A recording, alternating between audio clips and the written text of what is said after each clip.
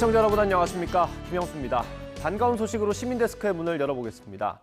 얼마 전 초대 경찰국장 밀정 의혹을 다룬 YTN의 연속 보도가 전국 언론노조에서 수여하는 민주언론실천상을 수상했습니다. 1980년대 인천 부천 민주노동자회에서 활동했던 김순호 초대 경찰국장이 당시 동료들을 밀고 한 대가로 경찰에 특채됐다는 이른바 밀정 의혹을 처음 제기한 내용이었습니다.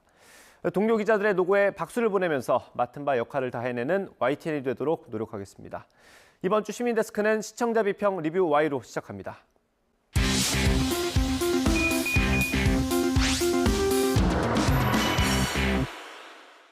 네, 세 분 어서 오십시오. 안녕하세요.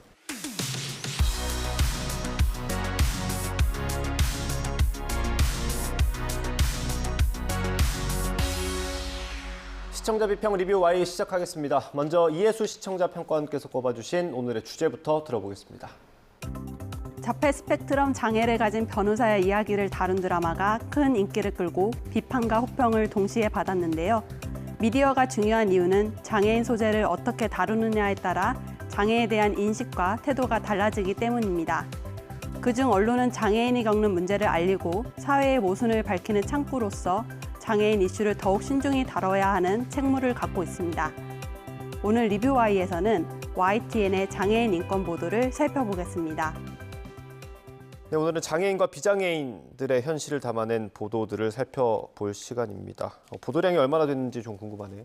네, 전체적으로 보도 내용을 살폈지만 많지는 않았고요.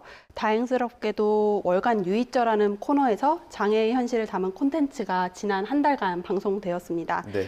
그러다 보니 의도치 않게 오늘 전반적인 내용이 월간 유이쩌에 집중된 경향이 없지 않아 있는데요.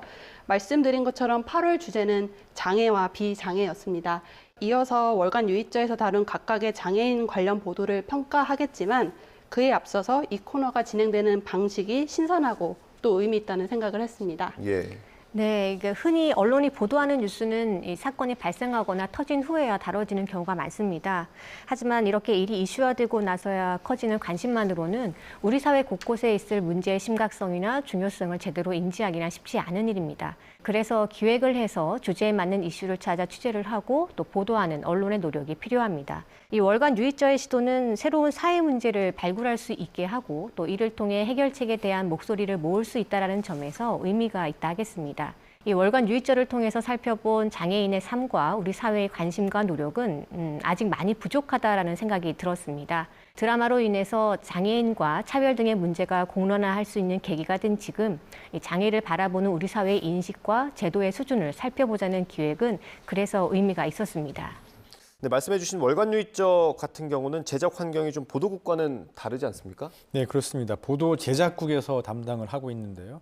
아무래도 이제 기존의 보도국 시스템이라는 게 라이브 연결이나 그리고 90초짜리 리포트 위주로 구성이 되어 있기 때문에 물론 최근에는 뭐 전문가나 평론가 대담이 주요 아이템으로 자리 잡기는 했습니다만 그래도 여전히 그날의 주요 이슈에 대한 주요 팩트를 나열하는 짧은 리포트 위주의 뉴스 구성은 변함이 없습니다. 그렇다 보니까 단순 소식 위주의 90초짜리 리포트에는 우리가 사실 복잡하게 얽혀있는 이해 당사자들의 입장이나 관련 사실들을 다 담아내기 어렵다. 뭐 그런 아쉬움이 늘 있었는데 뉴스가 있는 저녁은 사실 이런 뉴스 채널의 한계를 극복해 보자고 만든 새로운 포맷의 프로그램입니다.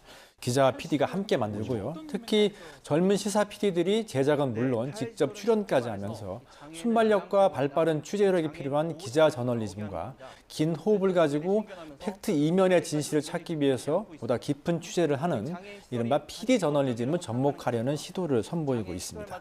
아직 물론 뭐 시작 단계이긴 합니다만 굉장히 좋은 성과를 보이고 있고요. YTN의 대표 브랜드로 자리매김하고 있다 이렇게 생각합니다. 예. 평가원님. 장애인에 대한 관심은 정말 특별한 이슈나 장애인 날을 맞이해 제작된 다큐멘터리가 아니면 늘 주변화되곤 합니다. 가장 뉴스 시청이 많은 저녁 시간대에 장애 이슈를 매주 다루는 것은 의미가 적지 않다고 보여지고요. 네. 월간 유이쩌의 첫 줄을 보면 국내 장애인 등록수나 장애인과 복잡하게 얽혀있는 다양한 쟁점들을 소개하고 주차별 어떤 뉴스를 다룰 것인지 간략하게 예고편처럼 소개해주고 있습니다. 시청자 입장에서는 YTN이 화두를 던진 장애와 비장애에 대해 같이 고민도 해보고 앞으로의 보도를 기대하게 되기도 했습니다. 실제로 예고된 보도를 챙겨보는 효과도 있었고요. 사회의 중요한 문제를 단 몇 번의 특별 편성 프로그램이 아니라 뉴스 프로그램 안에 녹여서 자주 깊이 있게 다루는 것이 그 문제를 주기적으로 환기하고 경각심을 일깨워주기에 효과적이다 생각이 듭니다. 예. 앞으로도 월간 유이자가 다루는 주제들을 눈여겨보게 될 것 같아요. 예, 굉장히 색다른 시도고 콘텐츠도 되게 좋았던 걸로 기억을 하는데 눈여겨보신 게 있을까요? 좀 칭찬을 좀 더 이어가면 네. 월간 유이자에서 다룬 장애인 뉴스가 뻔하지 않아서 좋았다 이렇게 말씀드리고 싶습니다. 장애인 관련 보도는 법, 복지, 제도나 안전, 인권 등 이렇게 주로 큰 내용을 다루기 마련인데요. 네. 그런데 YTN은 그 큰 담론에서 자칫 지나칠 수 있는 비장애인들은 잘 모르는 장애인들의 삶을 조명했다고 평가됩니다. 그중에 8월 12일 법으로 인정한 차별, 최저임금조차 못 받는 장애인 노동자 보도를 보겠는데요. 장애인이 최저임금 적용의 대상자에서 제외된다는 사실을 이 보도를 통해 알게 된 비장애인들도 많을 거라 생각이 듭니다. 네.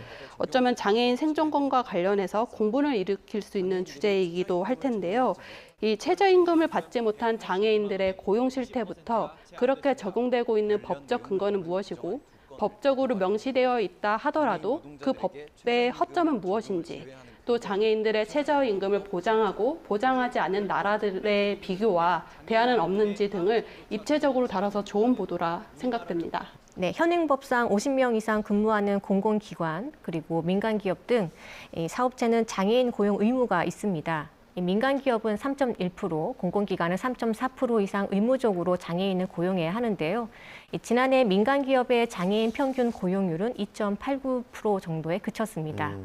이 의무 고용 비율을 지키지 못하면 기업은 부담금을 내야 하는데요. 이 부담금이 6,900억이 넘을 정도라고 합니다. 기업들이 적지 않은 부담금까지 내면서 장애인을 고용하지 않는 이유가 적합한 직무가 부족하다라는 답변이 많았습니다. 기업은 직무가 정해져 있고 그에 맞는 사람을 뽑는데요. 그런 부분에서 장애인 중에 업무에 맞는 사람을 구하기가 쉽지 않다라는 점이죠.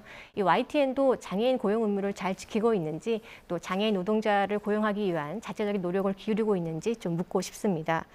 그와 관련한 보도인데요. 8월 10일 갈 길 먼 장애인 고용 현장 목소리 들어보니 제목의 보도에선 이 발달장애인 송욱정 씨가 자동차 서비스 센터에서 일하는 이야기가 있었습니다. 이 발달장애인 노동자의 입장과 이를 지원하는 기관, 그리고 장애인을 고용한 업체까지 취재가 다각도로 이루어진 점이 눈에 띄었습니다. 이어서 8월 18일에 방송된 시각장애인의 학습권 문제 당사자가 직접 취재해보니는 시각장애인 정승원 씨가 학습권 문제를 직접 취재하고 또 본인의 목소리로 알리는 시간이었는데요. 네.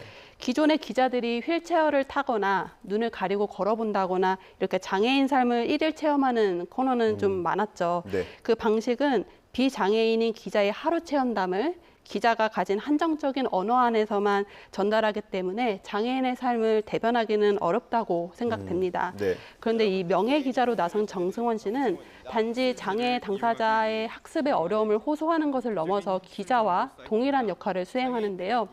학술 정보 사이트의 접근 문제, 대체 자료의 제작 실태와 법률 내용을 확인하고 관계자들과 인터뷰를 하기도 합니다. 네. 장애 당사자가 취재 대상이 아니라 기자로서 직접 목소리를 내는 모습이 비장애인과 장애인 모두에게 인식을 전환하는 데 좋은 계기가 될 수 있을 거라 생각됩니다. 예. 그 칭찬 많이 해주셨고요. 뭐 좀 비판할 부분이 있을까요? 앞서 월간 유이자의 긍정적인 기능을 다뤘지만 또 한편으로는 이 프로그램이 보여준 좋은 시도들이 한 달의 것으로 그치는 것은 아닌가 좀 아쉬워지기도 합니다. 네. 저의 기후이길 바라면서 YTN이 장애인 관련 뉴스를 더 많이 다양하게 발굴했으면 합니다.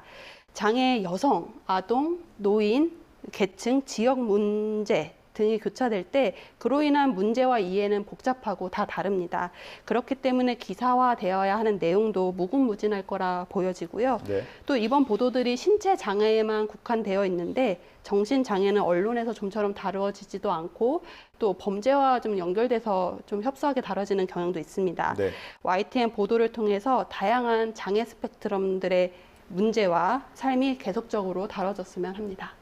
저는 이 이슈들이 이전에 다뤄지지 않았다거나 또 새롭다 할 만한 이슈는 아니었다라는 점에서 조금 아쉬웠습니다. 예를 들면 이 화재 사건이 발생했을 때 집안에 있던 장애인이 빠져나오지 못해서 숨지는 사고 소식 접해 보셨을 텐데요. 지난 8월 수도권 집중호우 당시 신림동 반지하 주택에 거주하던 발달장애인 가족 3명이 고립돼 사망하는 사고가 발생하기도 했습니다. 이 장애인은 재난이 발생했을 때 피난 약자, 또 재난 약자일 수밖에 없는데요. 이러한 최근 이슈 문제와 함께 정부 지원이나 관계기관의 대응이 어떠했는지 점검해 주었더라면 하는 아쉬움이 있었습니다. 이 모든 언론이 똑같은 뉴스를 쏟아내는 현실에서 다른 취재 근거와 새로운 보도 방식의 뉴스를 선보일 수 있다는 점은 그 언론사만의 특장점이 될 수 있을 것 같습니다. 앞으로의 주제 역시 더 호소력 있는 YTN의 보도가 될 수 있도록 더 넓은 주제 선정과 실험적인 취재 방식을 활용했으면 합니다. 저는 마지막으로 장애인의 미디어 접근권에 대해서 좀 이야기를 해보려 하는데요.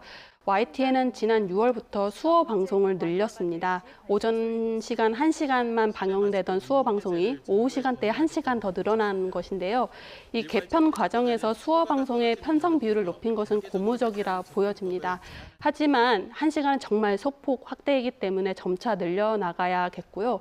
앞서 말씀해 주신 것처럼 이번 호우 재난에서 장애인들의 정보 취약성으로 인한 피해가 있었는데 중요한 재난 방송이나 특보나 속보 등의 경우에는 정해진 시간대가 아닌 시간에도 수어 방송이 제공되어야 하겠습니다. 네. 장애인을 다루는 보도 내용이 늘어나는 만큼 장애인들도 그 뉴스를 함께 즐길 수 있는 조치들이 더 많이 마련되어야 되겠죠. 예, 이런 것들은 뭐 저희 보도국이 아니라 회사 전체적으로 좀 노력을 해야 되는 부분인 것 같습니다. 그렇죠. 특별한 프로그램이나 뭐 기획물도 굉장히 중요합니다만 일상적으로 우리 주변에서 벌어지는 사회적인 약자들에 대한 차별에 대해서 언론이 지속적으로 관심을 가지는 것 굉장히 중요하다고 생각을 합니다. 특히 YTN의 장점 가운데 하나가 굉장히 유연하고 다양한 시도가 가능한 조직이라는 점인데요. 오늘은 그 앞서서 누이저 제작진에 대한 평가가 주를 이루긴 했습니다만 보도 제작국의 누이저 팀뿐만 아니라 보도국 내에도 굉장히 좋은 프로그램들을 만들고 있는 기획 탐사팀과 영상 기획팀이 있습니다. 사회적 약자들에 대한 따뜻한 시선을 가진 다양한 제작물을 선보이기도 했고요. 또 사회부 취재진들 역시 지속적으로 사회적 약자와 관련된 기획을 이어오고 있습니다. 앞으로도 이런 노력을 게을리하지 않을 것이라는 점을 다시 한번 강조드리고 싶습니다. 네. 네, 오늘 리뷰 Y 내용 정리 한번 해보겠습니다. 이것만은 꼭 시간입니다. 평가원님부터 한 줄 요약 부탁드리겠습니다. YTN 장애인에 대한 일상적인 관심 더 많아져야.